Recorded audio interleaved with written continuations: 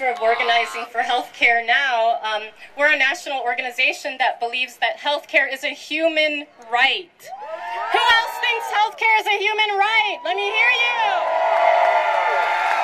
Yeah, but I have a personal story that I want to share. I have a chronic illness that I've had since I was a kid called Crohn's disease, and I really struggled with it. And about 6 years ago, I didn't have any health care, and I ended up getting so sick that my chronic illness became disabling.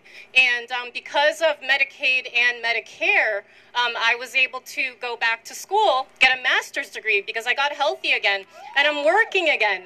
And it feels great. I mean, 58 million of us rely on Medicaid. 49% are kids. 15% are people with disabilities like me and like lots of you.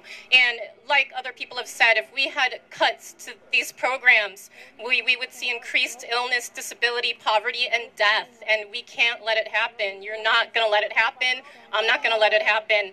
And we need to go beyond protecting Medicaid and our other social insurance programs. We need to improve the Medicare program, extend it to everybody from birth to death, whether you have a disability, whether you are an undocumented immigrant, whether you have a job, whether you don't have a job. Healthcare is a human right that we should all be insured. So Medicaid matters, Medicare matters, you all matter. Thank you.